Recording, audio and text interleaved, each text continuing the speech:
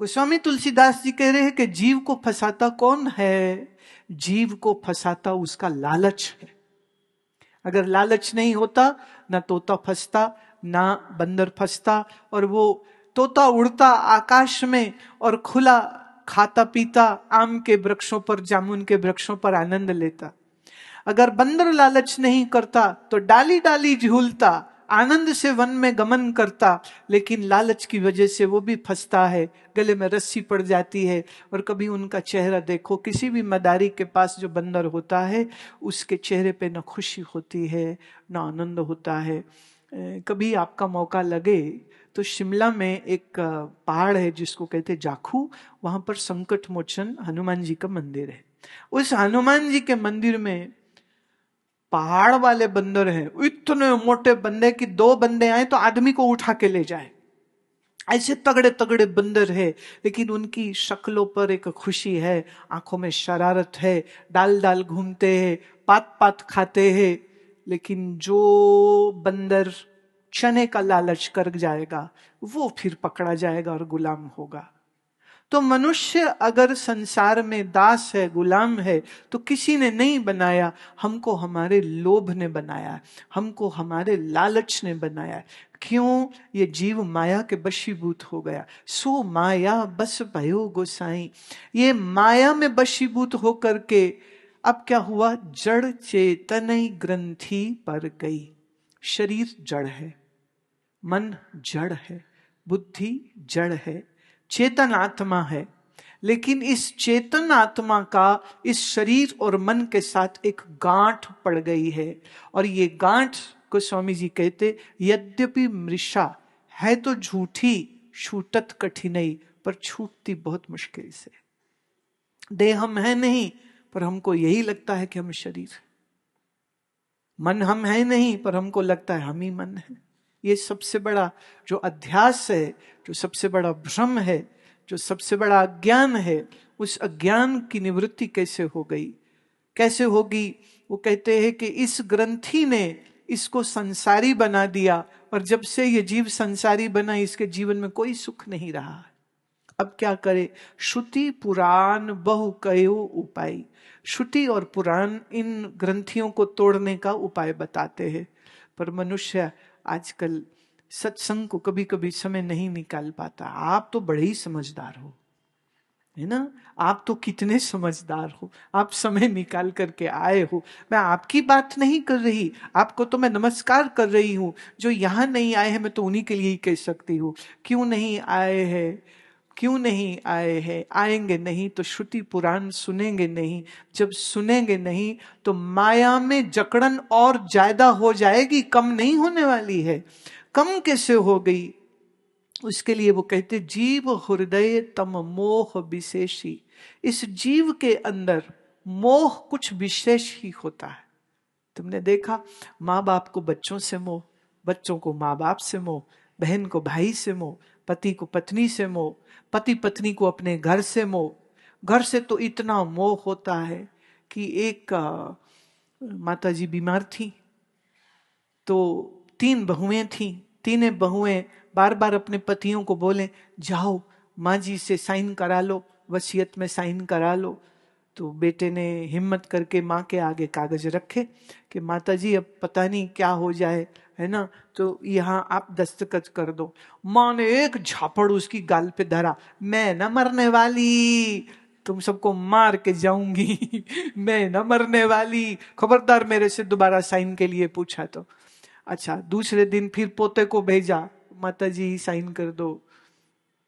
बेटे को, पोते को अपनी गोदी में लेके कहती, बेटा तेरा बाप बड़ा खपती है, इसकी बात न सुनना, और तेरी माँ बड़ी चुड़ैल है, इसकी बात बिल्कुल न सुनना। और मैं कहीं नहीं मरने वाली, मैं तो यहीं पे हूं, और तू चिंता न कर, दूंगी तो तेरे को।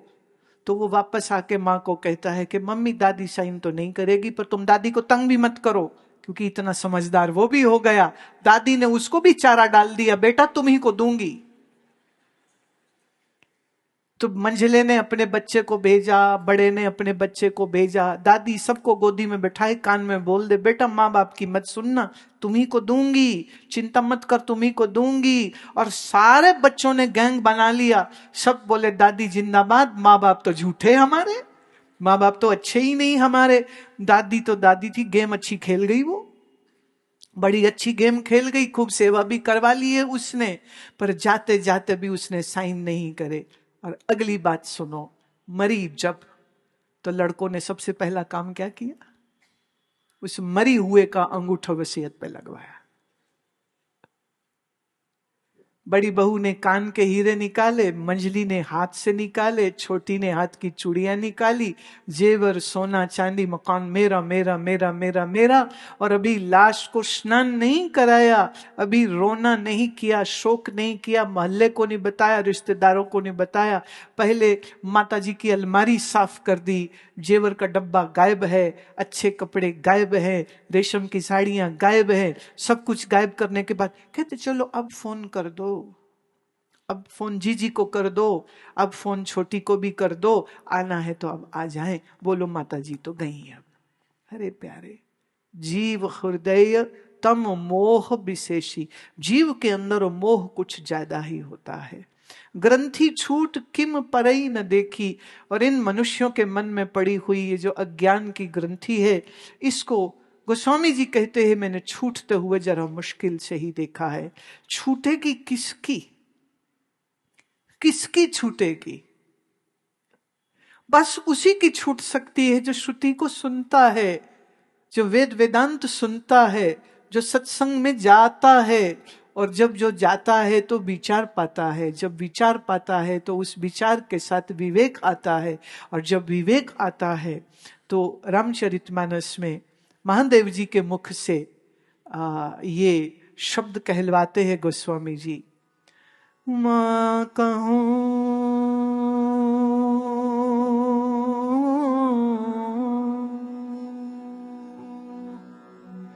उमा कहूं मैं अनुभव अपना, उमा कहूं मैं अनुभव अपना, सत्य हरि भजन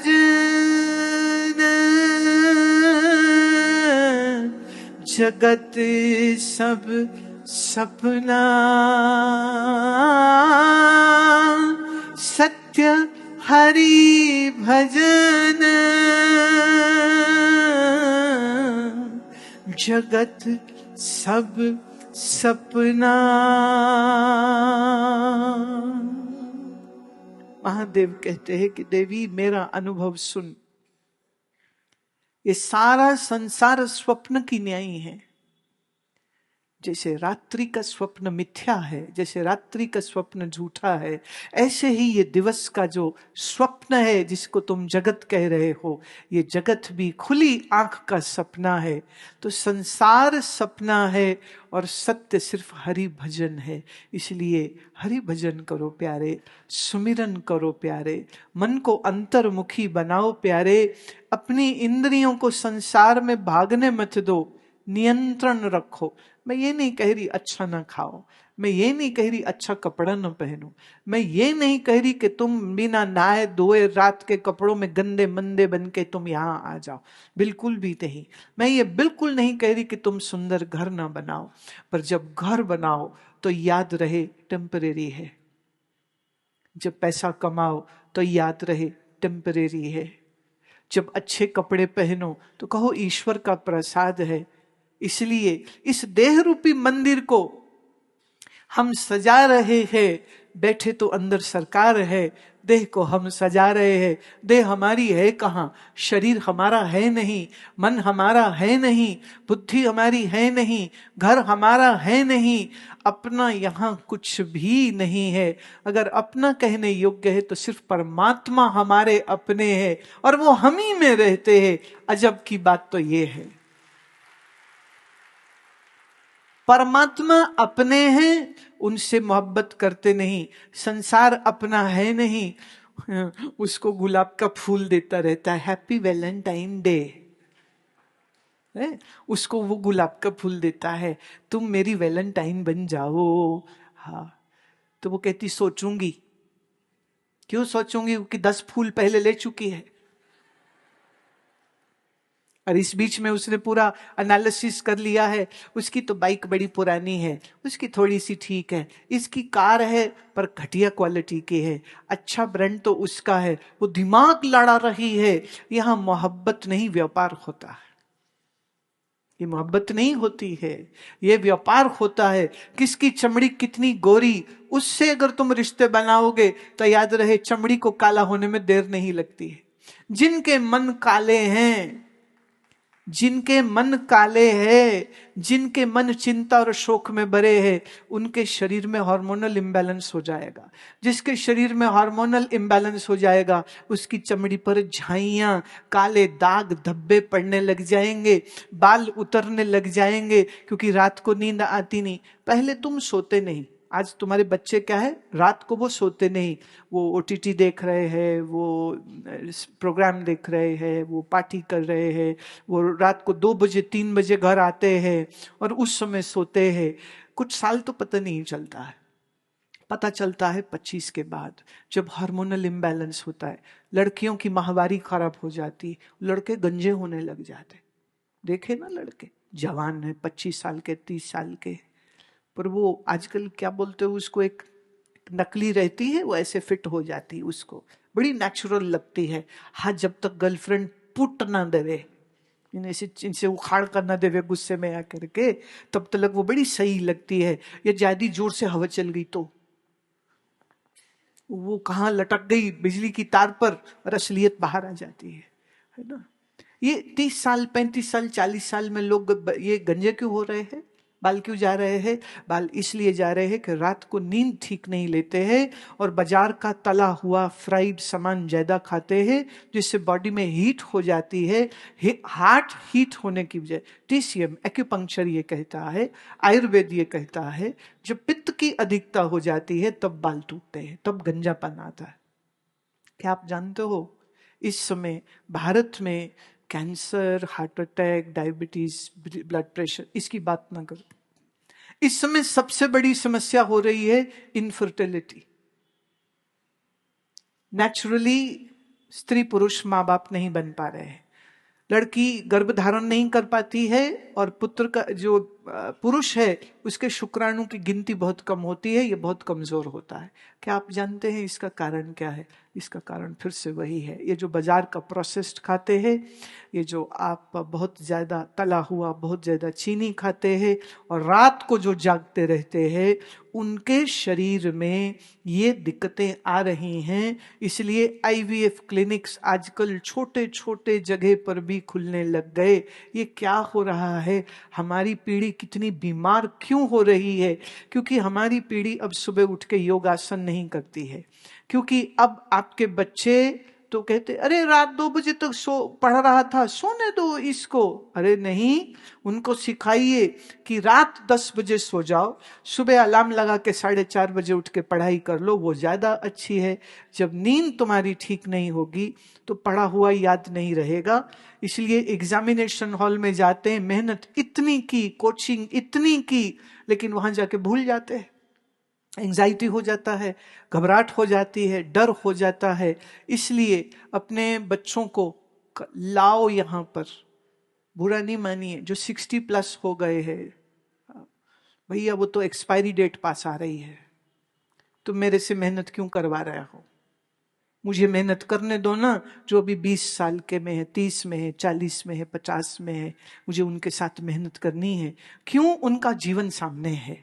अगर वो ये सीख गए कि रात को नींद पूरी करनी है, और फिर 4:30 उठ करके भले तुम 10 बजे तक पढ़ाई कर लो, 11 बजे तक पढ़ाई कर लो, और पढ़ाई करने वाले बच्चे अगर रात नींद ठीक से लेते हैं और सुबह उठ करके आधा घंटा योगासन और कम से कम 20 मिनट प्राणायाम करते हैं, उसके बाद वो एक बार पढ़ेंगे, पढ़ा हुआ उनको याद रहेगा, वो भूलेंगे नहीं, एंजाइटी नहीं होएगी, डर नहीं लगेगा, एकदम मस्त मस्त जाएंगे, पेपर देंगे और मस्त मस्त पेपर दे करके वापस आएंगे और रिजल्ट में क्या होगा इसकी भी चिंता नहीं होगी।